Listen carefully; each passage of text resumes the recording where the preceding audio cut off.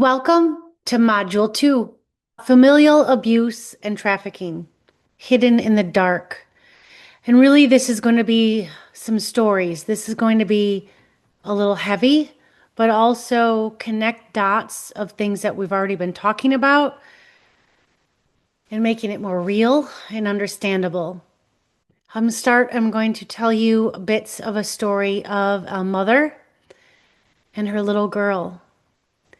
So there's a 4-foot squared, 2-foot high box made with rough 2x6s that is normally used to keep potatoes cool and dry year after year. But now they were working great as a little cage for her daughter. She went over, dropped her little infant into one of the boxes and told her to keep still and put down the heavy wooden lid so Mom could do what she needed to do. Of course, the little girl screeched, teared and clawed at the box, reaching towards the slits of light between the boards. The mother smiled as she noticed how well the thick boards muffled the small voice, and she chose to walk upstairs and continue to cook dinner, fix her makeup, get ready to go on the town. Initial panic became sustained hysteria for this little girl. She screamed. She tore at the box until her small fingers bled. Finally, spent and cold and wet, with her wet, soft, snobbing sobs curled up in the box in the dark until she slept. And when she woke, she didn't feel the sting of her fingers, made raw, or the cramping of muscles in the too small of a space for an altar of her appeared to come and take the pain for her. This is when this part was created, through this traumatic event. Other things the mom would do, she would make her child sit down with commands to keep still while she read through the Bible. That little girls would fear would escalate with the changing timbre of her mother's voice until at last the mother would scream the damning words at her bastard spawn of Satan and throw a large black Bible at the defenseless little child. When the little girl could no longer stand listening to the fearsome lessons, another part would come forward to hear the readings.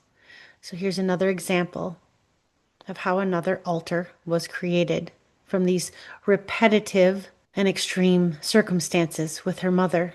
Another time, when a 3-year-old little girl wet her brand new panties with pink lace, the mother dragged her to the bathroom. She put the child on the commode and demanded that she urinate there. When the girl was unable to go for her mother, she was made to watch as mother urinated into a glass herself, and the mother made the child drink the warm yellow liquid. For a moment, the little girl would gag at the repulsive fluid, and then she could watch another part who would come forward to drink it.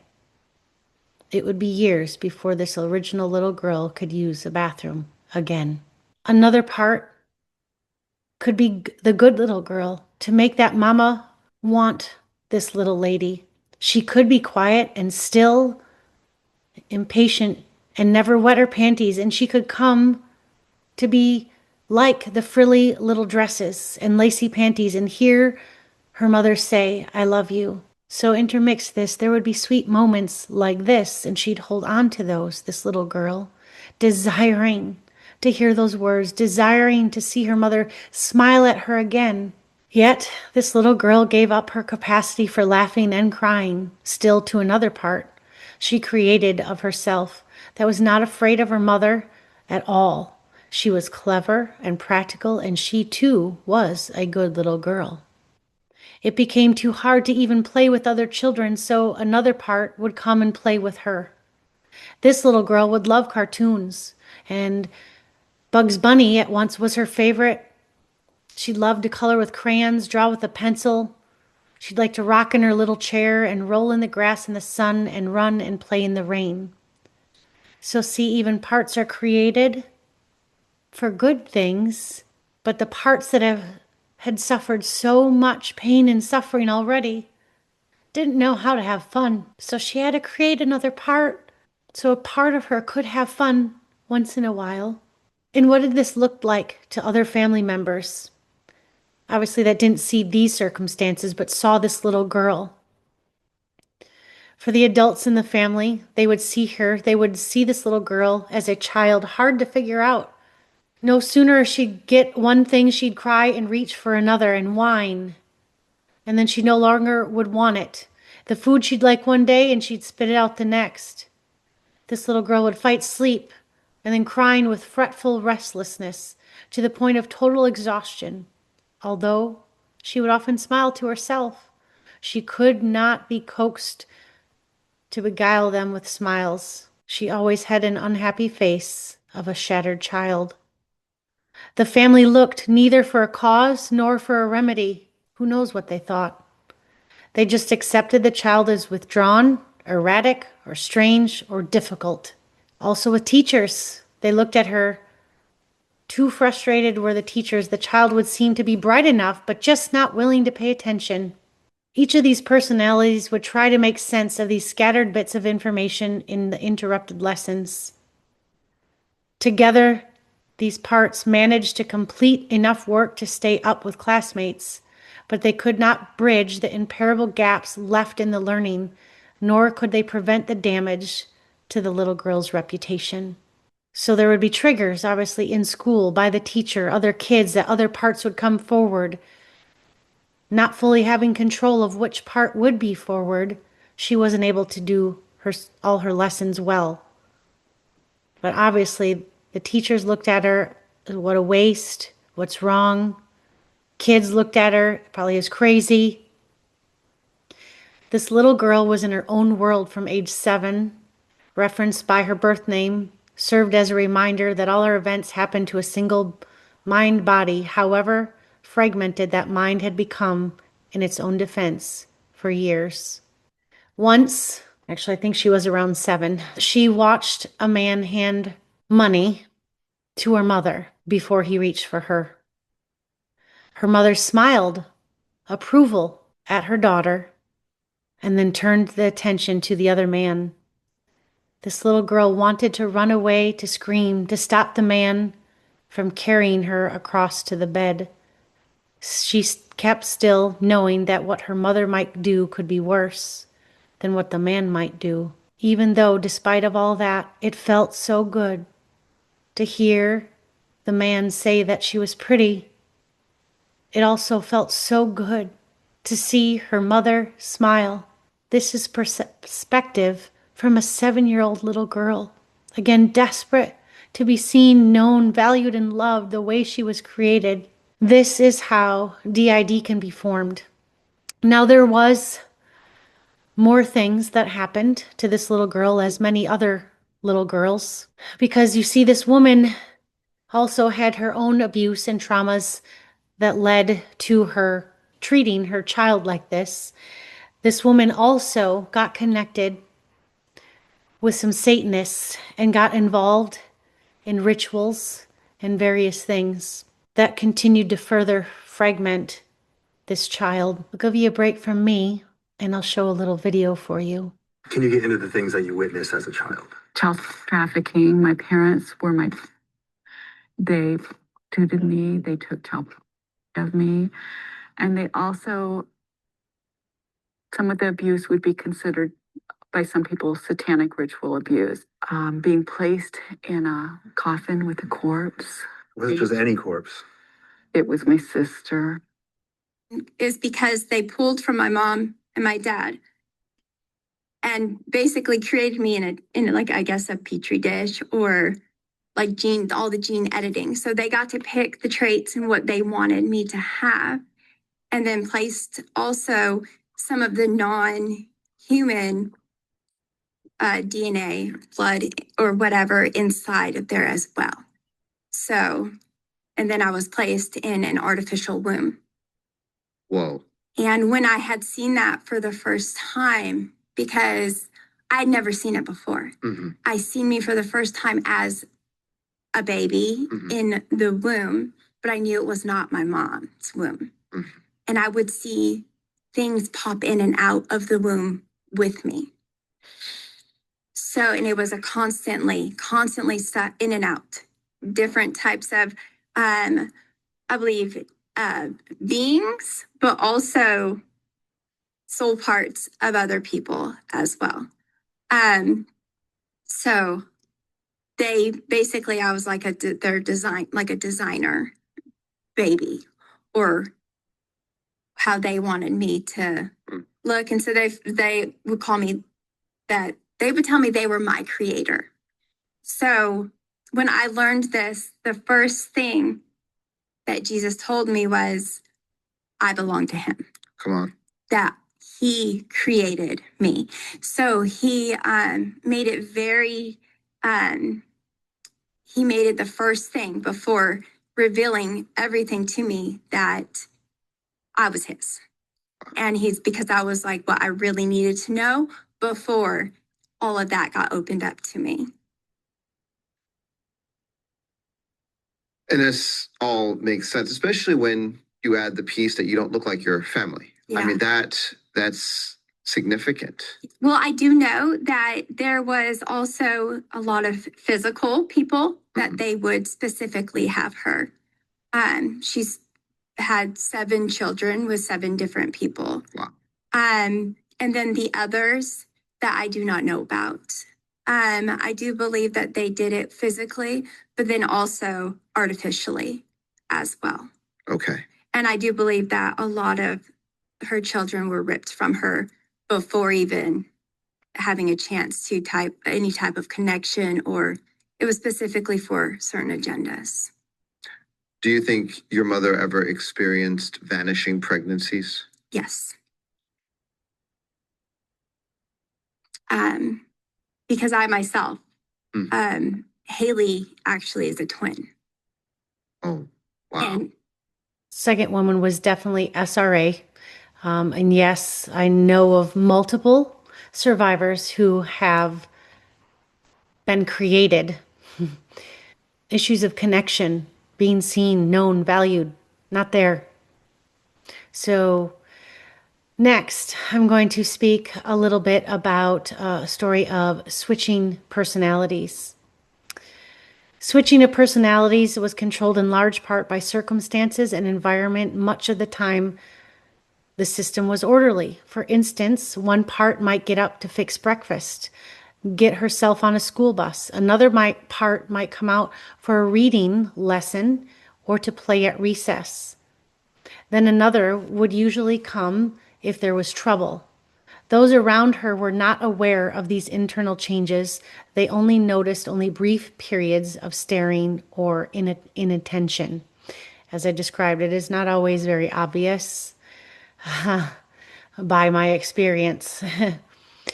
The rub would come because the system was not always orderly, and certain events or sights or sounds and smells could trigger these switches. And the smell of a flower, a scene, a puppy, pop, music, talking about parties or boys, classical music. Then there's the minor personalities and fragments that respond to triggering events. One part might react to a star as a satanic symbol. Another might show anger at perceived injustice. The personality in control, again, when I'm talking about personalities, I'm talking about altered, fragmented parts of their soul. Right, the personality in control at a given time could not always prevent the appearance of another, nor could the one in control summon the help of another altered personality at will. Sometimes a controlling personality resists relinquishing control. At other times, it gladly gave way to another. So it really depends on the circumstance, what's going on, how many parts there are, how strong certain parts are.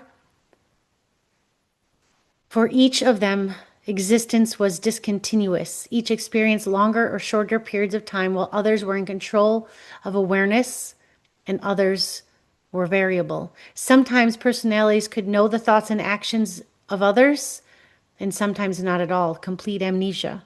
There is no such awareness. All these personalities answer to the same name, even though some of them have other girls' names, boys' names, body parts, made-up names or descriptive of their position names.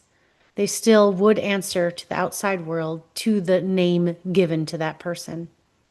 All their experience, finding themselves in places and situations without knowing how they got there, all to learn to bluff through situations while they could reorient themselves. That's what it is with living with alters. Some other examples: away from the house or from the cult, the part could take a part that took pain, managed a sort of an existence, a try at growing up adolescent but physically mature. She would turn her attentions to men. Some behaviors were more bizarre, more disturbing than writing on the walls. One part dragged around her pillow and sucked her thumb. Again, a child part, still a child. Another male part would try to break glass, which looked to him like water. The mother had tried to use for killing, which reflected only ugliness. Another part resurfaced and would renew self-abuse over a period of months. She would bang her head and just eat bits of rat poison. Sometimes she'd bang her head on a wall. She would eat rat poison. She would set her hair on fire. Another part would hide as much as she could in corners and under things, and becoming depressed at the point of immobilization. In the safety of a hospital, a place away from daily survival. So sometimes they'll go to hospitals, though they can be really scary as well, especially for SRA survivors. But yet sometimes it can still be a form of attention, getting attention, or respite if they get drugged and knocked out. And so this example is she goes to the hospital for a period of time, a respite. The system of personalities would quickly regain equilibrium, where the personalities would adapt to the expectations of the hospital staff to present eventually the very picture of improved mental health the staff wanted to see. From the nearly catonic part who had to hide away was no longer needed. Other minor personalities would recede and no longer surface to manifest their characteristics. The major personalities would regain control and were able, for the most part, to constrain the several child personalities. In general, working would always be quite difficult for all survivors. It puts pressure on the whole system of personalities. Job pressure on a main part was compounded by the push of personalities, reluctant to stay dormant, to leave her in control. Other parts might force their way out to emerge on the job in a bit of a temper, or like a child, like a part might come out and leave her to cover up for her childish behaviors. Tensions would rise fairly quickly. They'd take their toll, showing up in the form of physical problems with back pain, trouble with arms and hands, nervousness, depression were common to causing to have to leave a job after a few days or maybe even a few weeks. She would try different jobs only to leave for the same reasons. She saw a settling of moods as one part would push to complete her high school education. She had enrolled in some courses at a junior college a year before and enjoyed the intellectual stimulation. She found encouragement from poetry. She wrote in a personal journal. She even had gotten 2 poems and published by answering an advertisement in a magazine. But just as when she was younger, stressful events would trigger new alters, the reemergence of existing ones, and the core part of her would retreat deeper and deeper into her inner world, if not already gone. One part would tend to her husband. Another part tried to keep meals cooked and keep the children dressed, fed, and entertained. Another part would continue to try to keep up with business matters by paying the bills, make appointments, and saw that the children would have their checkups and keep records of their health and growth. Eventually, another part would take over for depression, and she would lay in bed all during the day, and the husband's relatives would take care of the children while the husband worked.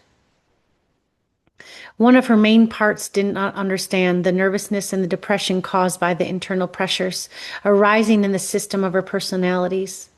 While this part was happy at home, another part needed the freedom of an adolescent to get out and have fun. Yet another part would long to escape the low-class life of a hick town, and another who loved books and music and fine art, and a male part to chance to smoke his pipe and fiddle around with cars. And another cult part wanted to study rituals and sneaked off to meetings. Another 2 parts wanted their own toys and time to play. All these parts and others answered to the name given to the child at birth, all guiding for time and energy, fighting for time and energy of a single body.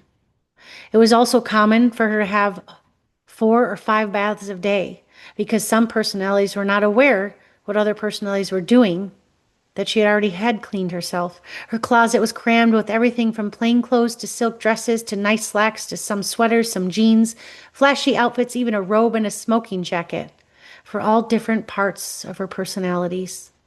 Bookshelves were filled with items for comics to classics. There's a whole roll of Bibles. Closets and drawers overflowed with each part collecting things that they wanted to have. In her experiences with a husband, some of his buddies would say they saw her downtown with other men, yet when the husband would question her, the part who did not know that this other part did these things was forward and truthfully would answer that she had never been downtown. She was here taking care and planning for his dinner, yet the other part was often downtown, seen with men, collecting money so she could pay bills and buy drugs. She was constantly searching for love, constantly doubting love, created an emotional roller coaster. So you can maybe begin to imagine, if you're not stuck in some of the horrors of that, what it's like to live, not just the switching, but how that affects the body and the effects on the body and the whole self. Coping to live. When there's constant switching and all these different parts and amnesia, it wasn't just back pain. One part would do drugs, but it does not affect the other parts. Again, the crazy magnificent of our design. Parts will have pains and other parts will not. Again, they'll have diagnosed medical conditions, and then she'll come in as another part and they won't have that condition anymore. It's not anymore, it's never had it. There was so much confusion inside her. The core of her was pulled way back and no one consented her at all. She wasn't sleeping. Some would go to bed early, but another part would wake up immediately from a bad dream. Maybe that part would go back to bed, but a kid would wake up and want to play. And then maybe another part would be frightened to go back to sleep because of the nightmares. Or someone else would take over and everybody would have bad dreams. For the main parts as well as others were opportunists. Again, great manipulators as well. They would look to every situation to find out what they needed or to help another personality in the situation. They all defined the need and prescribed the help according to their various perspectives. The variable nature of co-consciousness, meaning the switching of parts or even multiple parts at the front at the same time. The intermittent awareness of some personalities or no awareness of some other personalities were real.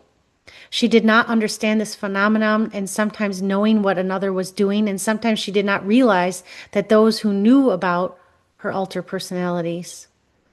She saw her alters as separate individuals. Perhaps they were related to her in some way. She knew only snatches of their existence and her own existence to be discontinuous and confusing. So even with the DID, with the multiple personalities, there was also in that all the other levels of dissociation, the depersonalization, the derealization through everything. She just understood that something was very wrong inside with all of them.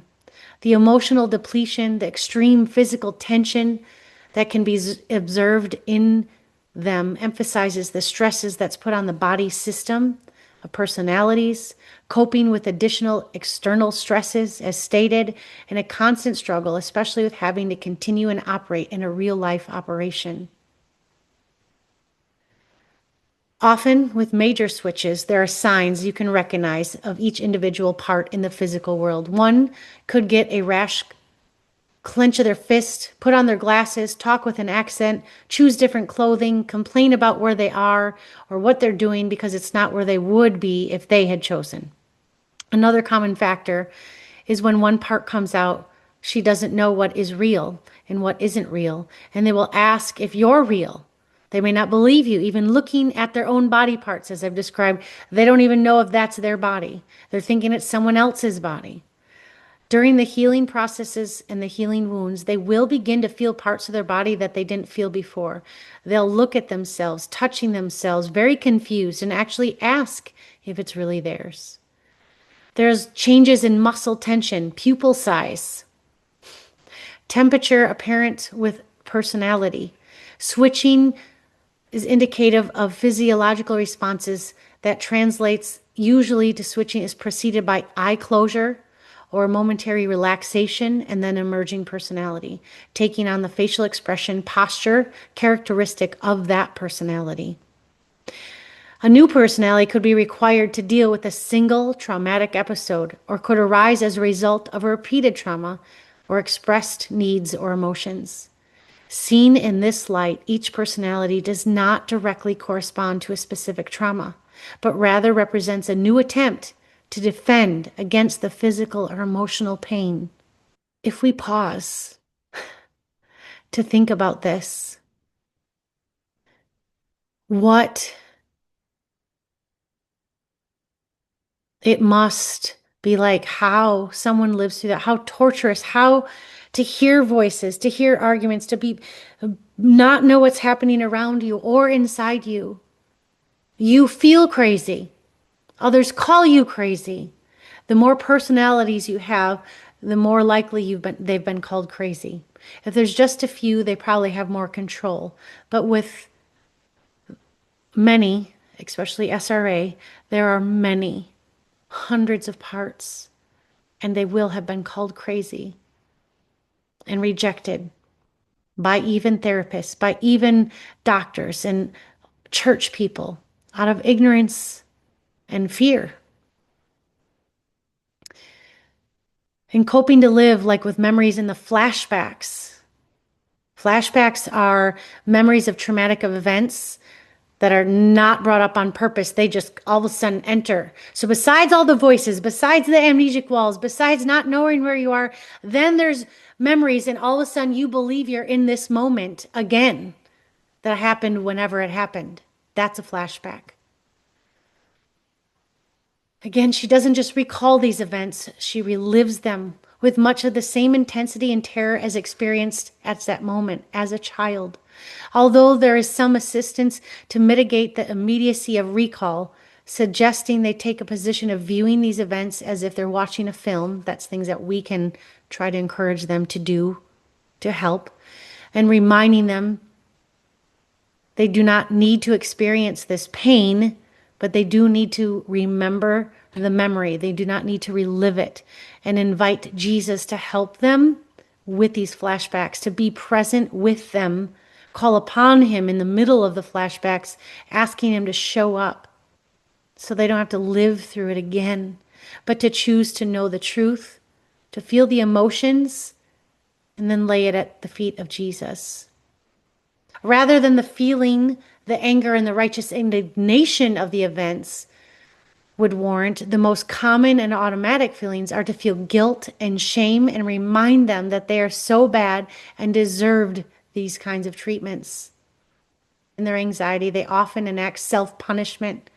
Again, this could be drinking drugs, cutting, taking pills, burning, especially for the part that actually does not feel those feelings.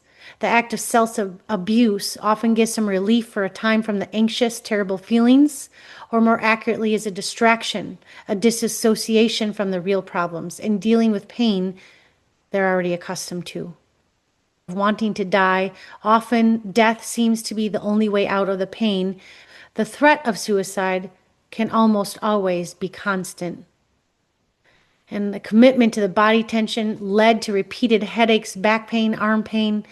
They would have exams, x-rays, consultants with few physical causes for the problems could be found. The body stores the trauma from direct experience and then holds on to those memories in the body. God allows us to disassociate to get through these circumstances and survive. Intense circumstances and keeping moving help keep moving, but these extreme circumstances with the parts actually splitting and becoming completely different personalities, different roles, is very stressful on the body physiologically as well. Instant headaches commonly accompany the switching of personality. The pain could represent body memories of past hurt. A lot of these specific examples is from one survivor. She was hospitalized for mental and medical issues 27 times in 20 years with no real help. The choices they make throughout their life, the choices of not wanting to face the truth. As I said, having to remember is scary, and usually that is a huge hindrance for a long time. Despite flashbacks, despite wanting the truth, the fear of knowing the truth, knowing you didn't even have parents, knowing your parents treated you this way, people that you thought loved you or that you loved, and now realizing what they did to you, how they used you, manipulated you, tortured you. It is quite almost unimaginable for us who have not endured it. As Christians, professional therapists should not be accessed, not recommended, not used for multiple reasons I explained before. Ministry is needed, healing, forgiveness, and the miraculous power and presence of Jesus. I have walked through, sat with survivors as they've forgiven, as they've repented, as they met with Jesus. And here I am in the physical, she's in the physical, and then she'll share a few bits of what that looks like.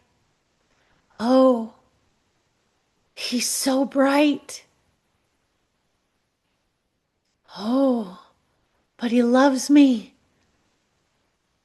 Oh, it's so peaceful. Yes, I want to go with him. The things that only Jesus can do is not through therapy. It's through inner healing. It's through the spiritual realm with Jesus. Us as Christians, knowing we are spiritual first and connecting with Jesus and coaching and utilizing tools and prayers developed together with survivors of breaking legalities, breaking strongholds, and allowing them to get real, lasting freedom. Not just coping, not just better survival, not just some integration, but continuous integration through continuous healing.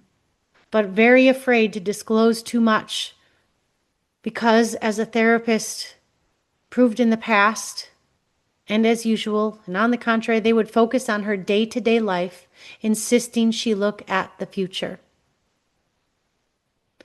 Again, not all therapists do this. Therapists do understand, as I've explained with internal family systems and such, they do deal with issues and circumstances to bring understanding and process and heal solely through your soul. But they often, again, would take a very long time before they would open up about the severity of some of the abuse and hide things because even, like I said, therapists would ignore it even if she did tell, because sometimes she did tell sometimes. And they would just go right over it and go, okay, how do we get you to cope? How do I get you to survive? Just like a medical doctor does. A medical doctor isn't always looking for the root because generally they're not trained to. They're trained to treat the symptoms. A doctor would not probe the past. He would give her a series of psychiatric tests. She would be diagnosed with schizophrenia or a different other type of diagnosis from a different doctor.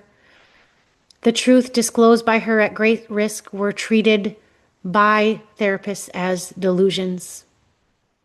Because again, some of the things that I haven't really shared are very hard to believe. What I shared was actually still surface things. To understand who she really was and her identity, she'd need Jesus. There's no way that, again, we could love them enough, that we could help them see the truth that they are valuable unless we spent years with them.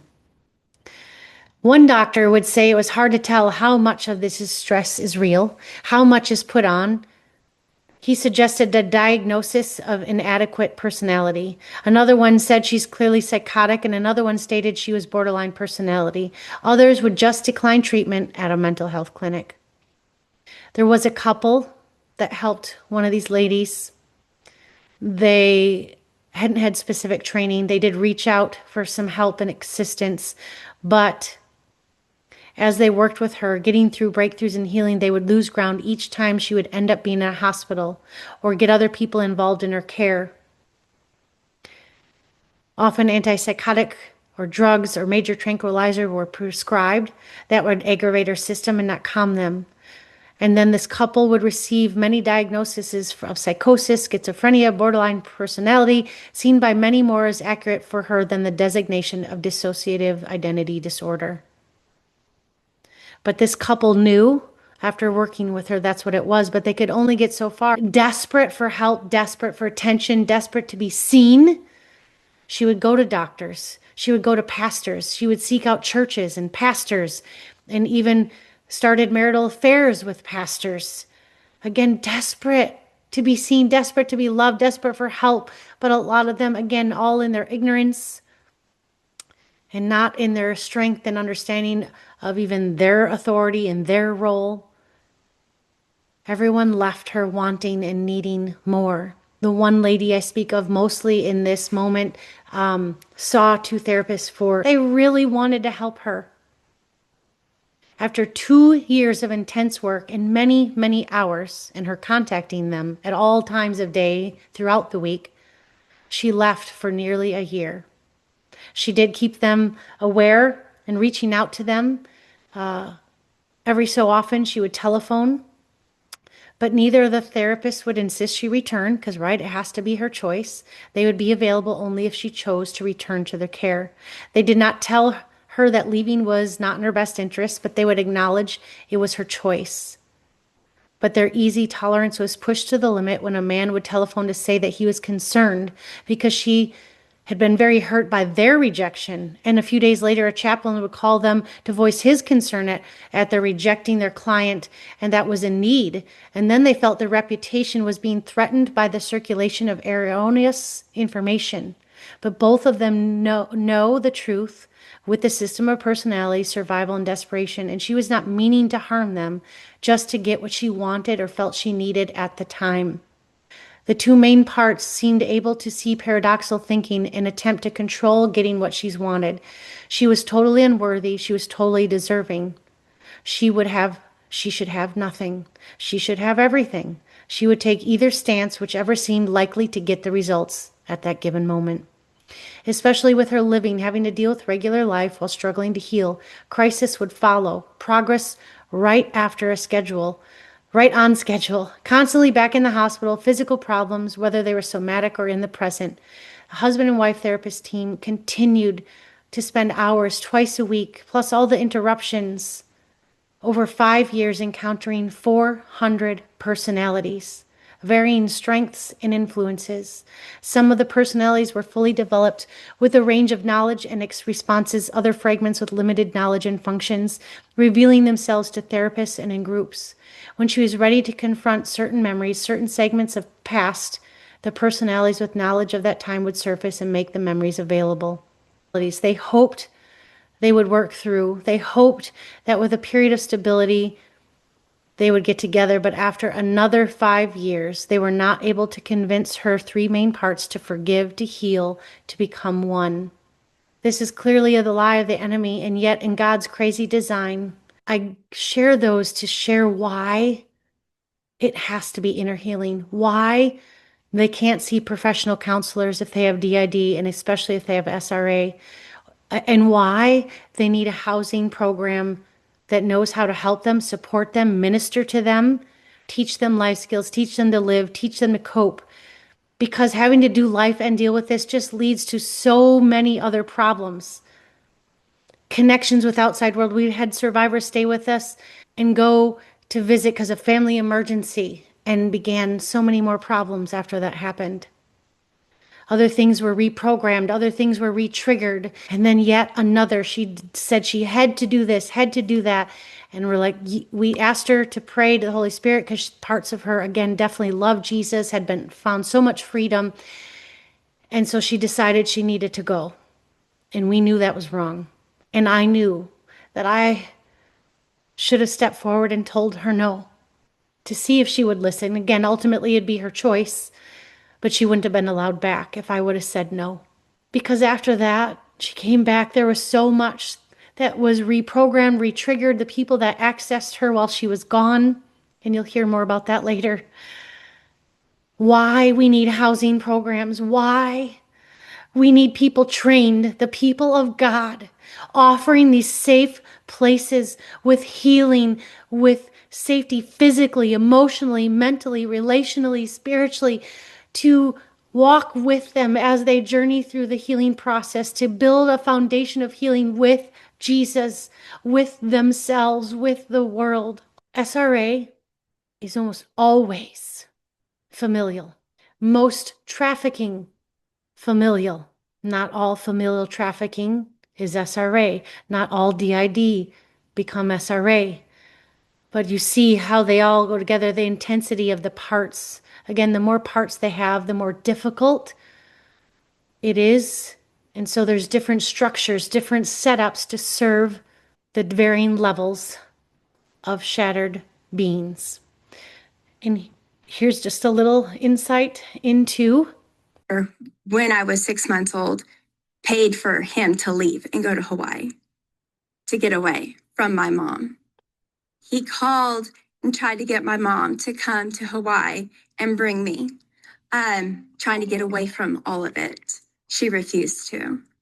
And so he stayed there until I was 2.5 years old. I didn't see him again. Do you believe that your dad was, maybe we could call it a bloodline outsider?